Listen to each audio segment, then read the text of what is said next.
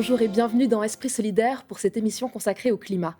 Le dérèglement climatique est un thème central pour la coopération au développement, puisque les organisations doivent s'adapter à des changements qui sont parfois très rapides. Pour en discuter, je reçois aujourd'hui Catherine Schumperli. Elle est la secrétaire générale de la Fédération genevoise de coopération. Catherine, bonjour. Bonjour. Aujourd'hui, avec ce dérèglement climatique, j'imagine qu'on ne fait plus de la coopération au développement comme on le faisait il y a 20 ou 30 ans. Effectivement, le monde est entré dans ce qu'on appelle une période de polycrise qui impacte beaucoup les réalités de terrain. On a le changement climatique, mais on a aussi eu les impacts du coronavirus qui ne sont pas encore complètement résolus. On a aussi des pays qui sont sous des formes de conflits, une montée du terrorisme. Et puis, ce qui impacte beaucoup la société civile locale, on a une montée de régimes autoritaires qui rend beaucoup plus difficile le travail de nos partenaires sur le terrain. Et donc, si on se concentre sur le dérèglement climatique, qu'est-ce qui a changé au fond ? Eh bien, les impacts sur le terrain, et dans les pays du Sud en particulier, sont beaucoup plus forts que chez nous. Donc, on a entendu parler de nombreuses sécheresses ou alors trop d'eau, des inondations, ce qui génère des famines. Il y a aussi des régions qui sont soumises à de forts conflits parce que en fait, les populations qui vivent sur certains territoires doivent se déplacer pour pouvoir soit amener leurs bêtes, soit produire, ce qui crée des conflits régionaux, ce qui augmente aussi le phénomène migratoire. On en parle beaucoup au niveau international, mais localement, régionalement, il y a aussi beaucoup de migration. Je crois qu'il faut aussi qu'on parle des maladies, parce que le réchauffement climatique génère des maladies.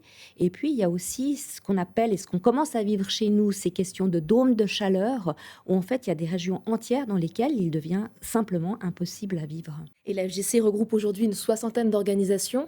Comment est-ce que vous les accompagnez pour prendre en compte cette dimension climat ? Donc, on les accompagne déjà en leur donnant un cadre de travail, en leur expliquant en fait qu'il y a deux manières de travailler dans cette réalité de changement climatique. D'une part, il faut créer des conditions de résilience pour les populations vulnérables, donc créer des projets qui permettent aux populations de s'adapter aux impacts du changement climatique. Et puis l'autre aspect, c'est de permettre en fait au projet d'atténuer les émissions de CO2 pour diminuer l'impact à un second temps. Et de ce point de vue-là aussi, les projets qu'on verra d'agroécologie et d'agroforesterie visent précisément à avoir une agriculture moins intensive en intrants, en pétrole. Et le GIEC même, dans son dernier rapport, présente l'agroécologie comme étant une des solutions pour atténuer les émissions de CO2. Donc on l'a bien compris, le dérèglement climatique, c'est aujourd'hui une problématique centrale pour vous à la FGC. Vous avez d'ailleurs participé à une table ronde sur le sujet dans le cadre du forum sur la solidarité à Plan-les-Ouates. Je propose de regarder tout de suite un compte-rendu. Planter des cacaoyers dans les bois natifs togolais pour restaurer les forêts. Ce projet de l'ONG Impact permet aux paysans de diversifier leurs récoltes avec des techniques d'agroforesterie durable et de sauvegarder les forêts de la région, durement touchées par les changements climatiques. On voit de plus en plus les chaleurs fortes qui subit le pays et les sécheresses qui sont de plus en plus longues et la saison des pluies qui arrive de plus en plus tard y est de moins en moins longue aussi. Sandra Ernesto est présente ce soir-là à Plan-les-Ouates pour partager son expérience dans le cadre du forum La solidarité dans tous ses états. La thématique du dérèglement climatique est toute trouvée pour le conseiller administratif Xavier Magnin. Dans les subventions que l'on donne à la solidarité internationale, on donne pour l'agriculture, on donne pour l'eau, on donne pour la population, la formation. Et on se rend compte que le dérèglement climatique a un impact sur les demandes des associations, un impact sur le terrain et est une difficulté qui devient majeure. Donc on a décidé de baser la thématique de cette manifestation, de ce forum, sur le dérèglement climatique, parce que si on le sent en Suisse, on le sent encore plus fortement dans d'autres pays qui ont déjà besoin d'aide. Outre les stands d'information tenus par les organisations membres de la FGC, une table ronde pour discuter des solutions possibles face à l'urgence climatique. Parmi les sujets abordés, la résilience climatique. C'est la façon dont les populations peuvent faire preuve de survivre dans des environnements durs et qui subissent beaucoup d'effets justement de ce changement climatique. Pour la secrétaire générale de Secodev, la solution passe par les petits agriculteurs. Il y a un mouvement international qui s'appelle le Via Campesina qui a démontré que les petits paysans bien structurés à travers le monde peuvent nourrir la planète. Le rôle des ONG n'est donc pas seulement d'apporter un soutien financier, il faut aussi autre chose. D'un accompagnement technique, d'un accompagnement stratégique pour que les petits paysans se structurent, s'organisent et deviennent des entrepreneurs.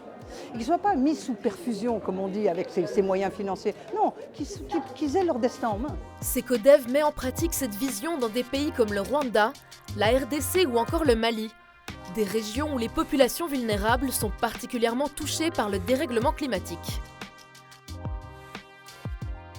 Vous avez débuté cette table ronde en parlant de justice climatique. Pourquoi est-ce que c'est une notion importante pour vous ? Parce qu'on ne le répétera jamais assez. Les pays du Sud global sont, comme on l'a dit, les pays qui sont le plus impactés par les changements climatiques. Et à l'inverse, ce sont les pays du Nord qui, depuis 2 siècles, par leurs choix agricoles, par leurs industries, qui sont beaucoup basées sur justement l'utilisation du pétrole, du gaz ou du charbon pour développer leur économie et leur croissance économique, sont au cœur en fait du problème auquel on fait face. J'aimerais aussi toucher un mot sur les choix individuels, parce qu'en fait, 10% de la population, mais qu'elle soit au nord ou au sud, produit ou émet par ses choix de consommation le 50% des gaz à effet de serre. Donc il y a vraiment une responsabilité qui n'est pas seulement nord-sud, mais qui est aussi individuelle. Et face à ça, en fait, on a une obligation de justice climatique et sociale dans un état d'esprit finalement de réparation. Et de ce point de vue-là, la coopération a un rôle central à jouer. On l'a bien compris, le climat, c'est une thématique centrale pour vous à la FGC. Vous allez donc d'ailleurs organiser une table ronde à ce sujet. Vous pouvez nous en dire quelques mots brièvement ? Oui, bien sûr, le changement climatique va nous accompagner pendant de nombreuses années encore et l'information est centrale pour permettre de prendre les bonnes options. La FGC travaille sur les solutions, on a posé le constat et grâce à nos projets, on apporte des solutions concrètes et c'est ce que nous présenterons le 28 mai prochain à l'EPIA dans une table ronde consacrée à l'urgence climatique. Le rendez-vous est pris. Merci beaucoup Catherine d'être venue nous présenter l'approche de la FGC. Quant à moi, je vous donne rendez-vous le mois prochain pour un nouveau numéro d'Esprit Solidaire.